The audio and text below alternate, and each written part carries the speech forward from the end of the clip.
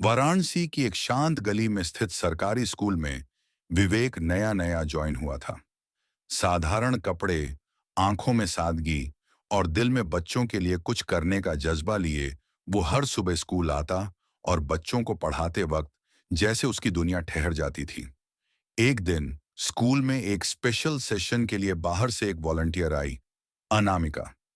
IT company में काम करने के बावजूद उसे समाज के लिए कुछ करने की चाह थी।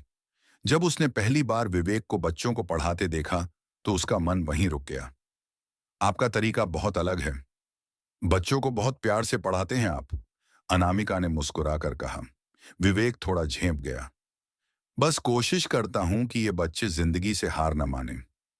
उनकी पहली बातचीत, पहली मुस्कान और पहली चाय स्कूल के सामने वाले ठेले पर हुई। बातें अब स्कूल तक सीमित नहीं रहीं। कभी घाट पर बैठकर घंटों बातें होती, कभी किताबों की दुकान पर, कभी मंदिर की सीढ़ियों पर। विवेक को अनामिका की आंखों में कुछ अलग दिखता था। एक संघर्ष, एक खालीपन जो वो हमेशा छुपाने की कोशिश करती। क्या हुआ है तुम्हारे साथ, अनामिका? कुछ अधूरे वादे हैं जिन्हें मैं अब खुद से भी छुपा रही हूं, उसने धीमी आवाज में कहा। विवेक ने कभी ज्यादा नहीं पूछा। वो बस हर दिन उसे समझने की कोशिश करता रहा। कुछ महीनों बाद एक शाम गंगा घाट पर अनामिका ने हाथ बढ़ाते हुए कहा, क्या तुम मेरी जिंदगी का वो सुकून बन सकते हो जिसकी तलाश मुझे हर दिन रहती है? विवेक मुस्कुरा दिया। मैं कोई हीरो नहीं हूं, लेकिन जो भी हूं पूरी तरह से तुम्हारा हूं। अनामिका का ट्रांसफर बैंगलोर हो गया था। नौकरी छोड़ना उसके लिए मुमकिन नहीं था और विवेक का परिवार वाराणसी में था। उन्होंने लॉन्ग डिस्टेंस रिलेशनशिप शुरू किया। कॉल, मैसेज, वीडियो चैट, सब कुछ चलता रहा। लेकिन समय के साथ बदलाव भी आया। अब अनामिका की बातें छोटी होती जा रही थीं, कॉल्स कम और जवाबों में झिझक थी। विवेक समझ रहा था कुछ तो बदल रहा है। एक रात उसने पूछा, क्या हम अब भी वैसे ही हैं जैसे पहले थे? अनामिका चुप रही। कुछ चीजें हमारे हाथ में नहीं होती, विवेक, और शायद मेरा सपना अब मुझे किसी और दिशा में खींच रहा है। कुछ हफ्तों बाद अनामिका ने खुद कॉल किया। मैं किसी और से शादी कर रही हूं।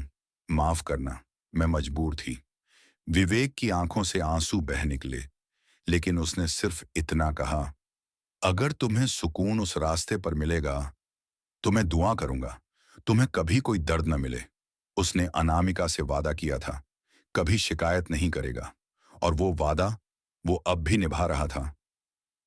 2022 की एक सर्द सुबह वाराणसी के उसी गंगा घाट पर एक औरत खड़ी थी।